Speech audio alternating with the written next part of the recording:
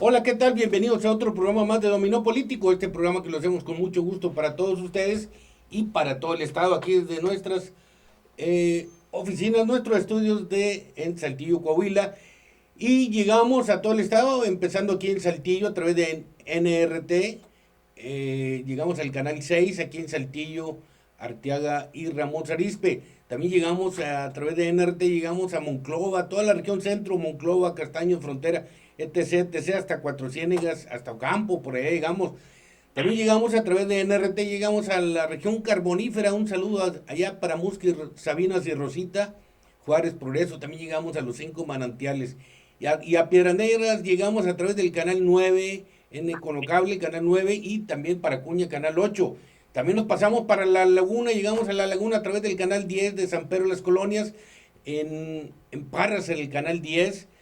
El 10, el canal, en Parras sí es el canal 10, y el canal 8 ya Cable Laguna en Torreón para la región Laguna.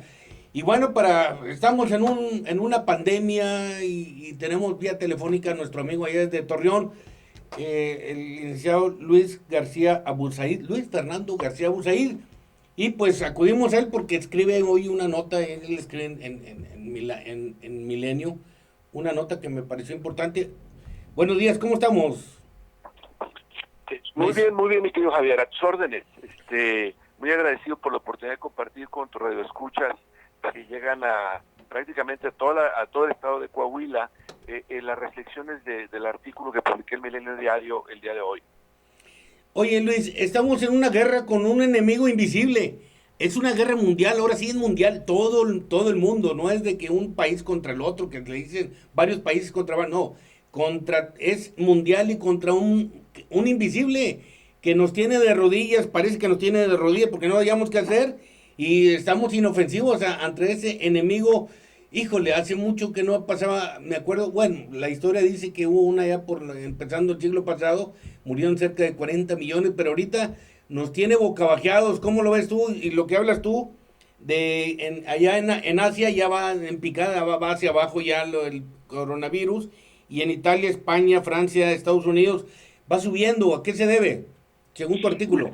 Mira, no te agradezco. Mira, hay un filósofo coreano del sur de Corea, que se llama Byung-Chul Han. Él ya vive actualmente en Berlín, en Alemania, desde hace muchos años, pero es un hombre muy lúcido para entender qué está ocurriendo con el mundo y el futuro próximo por devenir. Y él escribe un artículo muy interesante en el que habla, que se hace una pregunta muy sencilla, pero a la vez también compleja, cuando dice, ¿por qué en Europa, Estados Unidos y América Latina, dentro de muy poco, ¿verdad?, en comparación con Asia, fracasarán en controlar la pandemia del COVID-19. Y dice, la gran diferencia entre los países asiáticos y los países occidentales son las diferencias culturales y políticas. Y esa es y gracias a esas diferencias, los países asiáticos están controlando la pandemia. De hecho, no solamente ya no han aparecido casos en Wuhan, que es la ciudad de China de 11 millones de habitantes en la cual originalmente surgió, sino que en Malasia, Singapur, Hong Kong, Japón, la pandemia va a la baja, al contrario de Italia, España, Francia, Estados Unidos y eventualmente América Latina. Y dice, Europa, Estados Unidos y los países latinoamericanos han sobreactuado al cerrar las fronteras para ejercer un principio de soberanía prácticamente inútil. La propuesta era otra, la propuesta era haber trabajado como zona de países relacionados para apoyarse entre sí. Además, Japón, China, Hong Kong, Tailandia, Singapur, al contrario de los países occidentales, poseen una mentalidad autoritaria, enraizada en su tradición cultural que proviene del confucianismo, de Confucio. Las personas en los países asiáticos son menos renuentes y más obedientes para atender las indicaciones de los estados. En esos países el colectivismo impera sobre el individuo, por eso para ello los asiáticos apuestan por la vigilancia digital definida desde el Estado, es decir, desde el gobierno, ¿no? Y ninguno de ellos se enoja cuando ven a las autoridades estar recabando datos y datos y datos personales, porque para ellos no existen ni los datos personales ni la esfera privada. Cada ciudadano, ellos lo saben muy bien, está siendo evaluado en su conducta social diariamente, porque existe una relación muy estrecha entre las empresas que proveen el Internet, la telefonía móvil, ¿verdad?, y las autoridades gubernamentales. En ese sentido, y nos da el ejemplo de China. En China hay 200 millones de cámaras de vigilancia. Entonces, estas cámaras, en el transcurso de la enfermedad, no solamente en Wuhan, sino en todo el país, tenían la capacidad, fíjate nada más, Javier, fíjate nada más, apreciado radioescuchas, de medirte la temperatura corporal a ti como individuo. Si veían que ibas saliendo del metro, ibas caminando por la calle, ibas paseando tu perro, estabas en un restaurante, por ejemplo, ¿no? Y medían la cámara medía tu temperatura corporal y decía, la temperatura corporal de Javier está por encima de los 36.5 grados, tiene 37.2, inmediatamente reportaban eso a todas las personas que están o estaban a tu alrededor para que tomaran nota de que tú, ¿verdad, Javier Solís, tenías una temperatura preocupante para la salud de las personas que estaban alrededor tuyo, e inmediatamente esas personas se alejaban de ti. Ese es el nivel que ha alcanzado China, pero también Singapur, Hong Kong, Malasia y Japón, para poder detectar, para poder cuidarse y protegerse. Pero eso exige, mi querido Javier, que no haya absolutamente preocupación por los datos personales, ni tampoco por el derecho humano a la privacidad, y también que no haya ninguna preocupación por tener una esfera privada de intimidad y también consagrada por el derecho humano a tu propia intimidad. Entonces, en otras palabras, en estos países no existe ni los derechos humanos ni la democracia que va ligada a ellos. Y la pregunta que nos tenemos que hacer todos es decir, bueno, si en el futuro, como lo dicen muchos científicos, estas pandemias se van a repetir de manera cíclica y van a tener al mundo acalambrado de manera prolongada, como lo está sucediendo ahora con el COVID-19 o coronavirus, ¿no? Sí. Pues, ¿cuál es el futuro de la democracia y de los derechos humanos? ¿Verdad? Esa es la pregunta que yo me hago a raíz de la lectura del artículo de esta persona, porque lo que está demostrando es que un gobierno que tiene un control autoritario, colectivista de las personas, entrando a su intimidad y saliendo a su intimidad cuantas veces quiera, tiene más capacidad de controlar estos virus que sociedades como las nuestras, las que tenemos en los países occidentales, en Europa, en Estados Unidos, en América Latina, ¿no? Que preservan los derechos humanos ligados a una visión democrática e impiden ese control digital, porque es un control digital, ¿verdad?, sobre las vidas de los individuos para protegerlas, ¿no? Entonces esa es la pregunta que queda del artículo, que es preocupante porque como que chocamos, ¿no? Como sí, totalmente. La disciplina y la obediencia ya es característica, ¿no? De todo Asia por allá, Japón y todo ese rumbo. Y acá en Europa ya empieza el descontrol. Ya ni se diga México, Estados Unidos también tenemos disque más libertad y por eso la problemática, ¿no? Exactamente. Mira, hablando de México precisamente, porque creo que es fundamental que todos estemos al tanto, ¿no?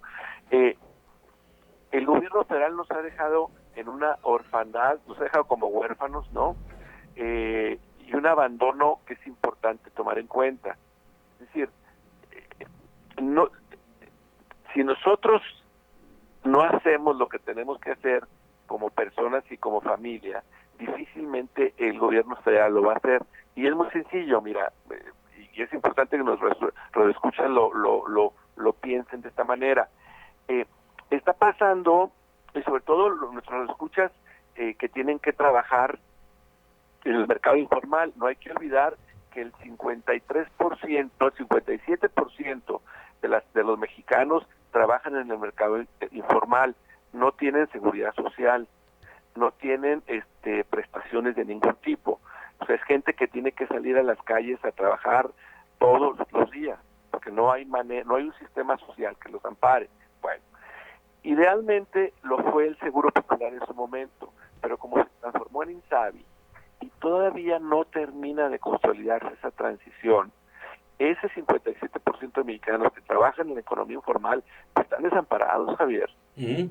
Están desamparados porque porque no se acabó de consolidar la transición del Seguro Popular al INSABI, y lo estamos viendo.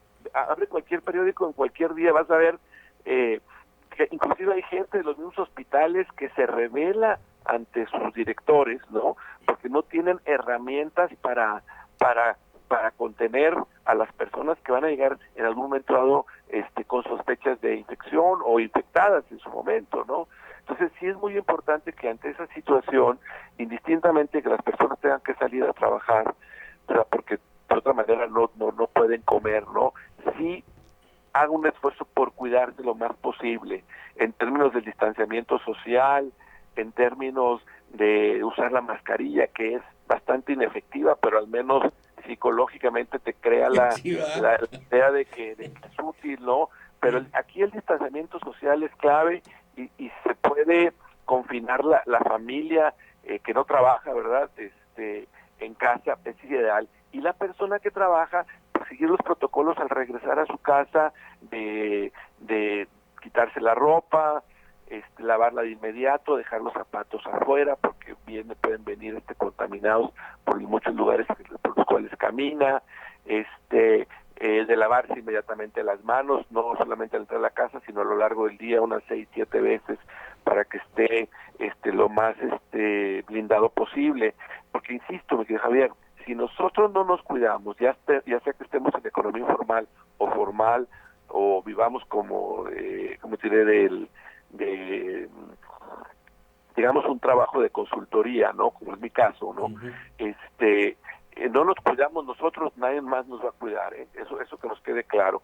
Y aquí el problema no es tanto, bueno, sí, es un problema que no se haya consolidado el tránsito del Seguro Popular en INSABI, sino que el problema va a ser cuando el contagio se generalice y los hospitales queden rebasados, ¿no? Oye, Luis Fernando, y luego que a mí no sé si me preocupa más el coronavirus o el presidente que tenemos. Andamos en un barco sin timonel, vamos solos, y este señor invitando a la gente a salir todavía hasta ayer, invitando a la gente a salir, y que él avisa cuándo. Entonces eso digo, ¿cómo? O sea, choca con las autoridades de salud que tomen precauciones de todo lo que están diciendo, pero este señor anda como si nada, igual que el de Nicaragua, andan igual, que no pasa nada. Pero déjame te digo, ese es uno de los grandes problemas. Mira, en un cuadro sinóptico de las 21 medidas que todo país responsable debe asumir ante una pandemia, ¿no? 21 medidas, ¿no? Al día de antier, fíjate, México no había adoptado ninguna como gobierno, ninguna. O sea, todos los países, Colombia, Chile, Costa Rica, hasta el mismo Brasil tenía 3 o 4 medidas de 21, México ninguna. Aquí lo que está sucediendo es que la sociedad, los empresarios, las instituciones educativas, tanto privadas como públicas, el mismo sindicato de maestros, ¿no? Los que han empujado para tomar decisiones por su lado, ellos, con excepción de la decisión que toma el Secretario de Educación Pública, que seguramente consensó con el presidente, ¿no? Ninguna otra, todas han sido los empresarios, comerciantes, restauranteros, dueños de instituciones privadas, educativas privadas, los que han ido tomando la decisión por sí mismos, ¿no? Entonces, México en ese sentido, pues va muy retrasado respecto a decisiones que pudieron haberse tomado. Simplemente una, en los aeropuertos, tener filtros rigurosos en los aeropuertos. ¿Cómo es posible que hasta en Guatemala los tenían instalados hace 15 días y en México no? ¿Cómo es posible que el subsecretario de Salud, que es otro tema, ¿no?, diga, bueno, si los vuelos de Europa a Estados Unidos están prohibidos, que vengan con nosotros? Fíjate nomás, todos los virus que iban a llegar allá, tráiganselos para acá. Haz de cuenta. Sí. Entonces tú dices, bueno, entonces ni el presidente de la República, ni el zar de la lucha contra la pandemia del COVID-19, que es Hugo López-Gatell, realmente tienen la menor idea, la verdad. Así es. Y por eso insisto, ante esa negligencia y responsabilidad de las autoridades federales, es muy importante que nosotros asumamos esa responsabilidad como ciudadanos, ¿verdad? Porque no hay otra, ¿eh? Déjame te digo la última cosa, ¿Sí? mi querido Javier. Es muy importante que esta semana que estamos viviendo, que empezó el día 21 de marzo, al día 28 aproximadamente, 29 de marzo, evitemos salir, con excepción de las personas que tengan una extrema necesidad de hacerlo, te digo, las personas que están en el mercado informal, las personas que están en el ámbito de salud, que son los verdaderos héroes, las verdaderas heroínas en este caso, ¿no?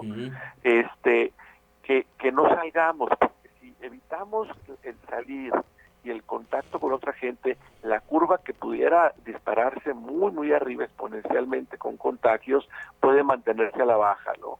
Entonces, esta semana es clave para que el virus no se generalice de manera exponencial en el país, ¿verdad? De que no se rebasen los servicios sanitarios y médicos que tenemos muy limitados, ¿no? Y de que evitemos también de que no muera tanta gente en su momento. Así es. ¿No? Bueno, Luis García Busaín desde Torreón. Y última recomendación, hoy salió una nota de un doctor, dice, aquí el problema es de que los niños vayan a que los cuiden los abuelos, porque los abuelos son los que mueren, los niños son portadores, pero ellos no van a sentirlo, no, se van sobre los que tienen padecimiento de diabetes, hipertensión, o sea, las personas adultas son los que van a marchar, así que dice, esa ecuación no queda, que manden a cuidar a los abuelos a los niños, fíjate.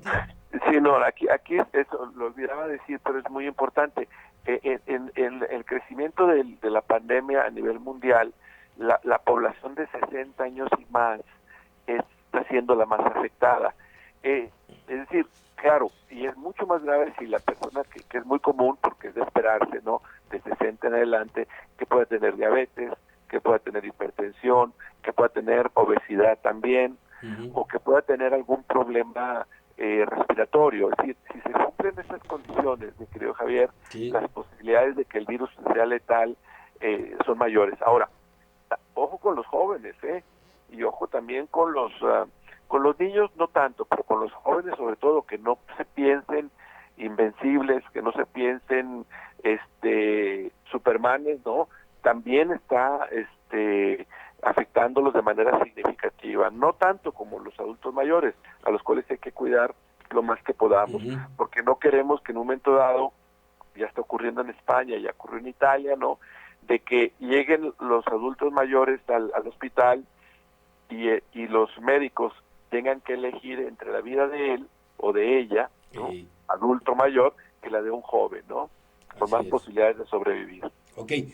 Luis Fernando García Busaín, gracias por tu comentario. Te vamos a seguir molestando en otros programas para ver cómo va avanzando esto. Al contrario, muy agradecido, Javier, y un saludo muy grande a todos de tu radio escuchas.